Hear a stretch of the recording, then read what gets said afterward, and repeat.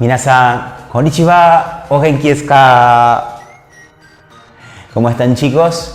Hoy vamos a ver un tema un poco largo y tiene que ver con los verbos y la forma más. Tengo que comentarte que los verbos japoneses tienen dos formas principales, las cuales son la forma diccionario y la forma más. La forma diccionario se utiliza, por un lado, en los contextos informales y además constituye el concepto de infinitivo de los verbos. El infinitivo es la base o origen de cualquiera de los verbos. La forma más es el registro que se utiliza en los contextos formales y en la mayoría de las interacciones dentro de la sociedad japonesa para indicar formalidad.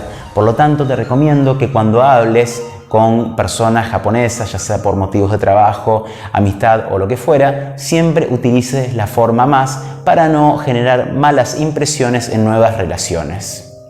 Bien, lo que vamos a aprender en la clase de hoy es cómo pasar los verbos desde la forma diccionario, o sea, desde el infinitivo, desde el origen de un verbo, a la forma más. Tengo que comentarte que en japonés existen tres grandes grupos de verbos. En primer lugar, tenemos los verbos del grupo 1, que se caracterizan por terminar en ru. Por ejemplo, los verbos oshieru, enseñar, y okiru. En este caso, la regla para pasarlos a forma más es muy sencilla. Deberás sustituir la ru final por más. Por ejemplo, oshieru pasará a oshiemasu y okiru pasará a okimasu. Podríamos hacer una oración como: Tanaka enseña coreano en la universidad. Tanaka-san wa daigaku de Hankokugo o oshiemasu.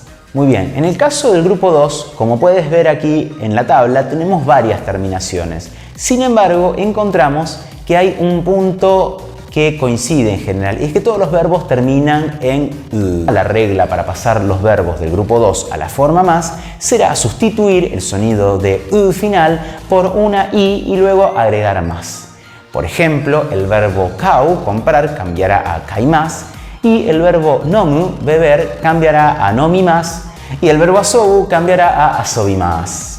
Muy bien, debes tener en cuenta tres casos especiales dentro del grupo 3. En primer lugar, los verbos terminados en tsu, como por ejemplo katsu, ganar, o matsu, esperar.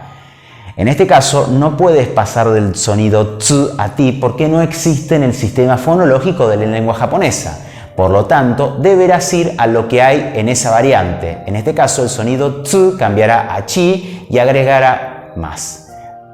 Matsu pasará a machimasu y katsu pasará a kachimasu.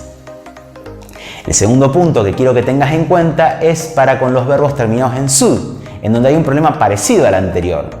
La su no puede cambiar así porque no existe este sonido dentro del sistema fonológico. Así deberemos utilizar lo que encontramos. Por lo tanto, los verbos terminados en su cambiarán a shi y luego agregarán más. Por ejemplo, el verbo hanasu, que quiere decir hablar, y cambiará a hanashimasu. Un ejemplo podría ser: Tanaka habla en coreano. Tanaka-san wa Hankokugo de hanashimasu. El último problema que tendrás con los verbos del grupo 2 es que, si bien habíamos dicho que los verbos terminados en ru pertenecían al grupo 1, también encontrarás que hay verbos terminados en ru que pertenecen al paradigma del grupo 2. En este caso, antes de memorizar reglas interminables, te animo a que primero utilices un diccionario para saber cuándo un verbo pertenece a un grupo o a otro y, a través de su correspondiente indicación, conjugues el verbo como se debe. Luego, al ir teniendo exposición a la lengua a través, como les digo siempre, de la traducción de videojuegos, mirando doramas, traduciendo mangas o cosas que sean de tu interés, irás teniendo una idea más clara en forma instintiva de cuándo un verbo debe ser conjugado según el paradigma del grupo 1 o según el del grupo 2. Bien, y con esto nos queda el grupo 3. En el grupo 3 encontramos a los verbos irregulares del japonés.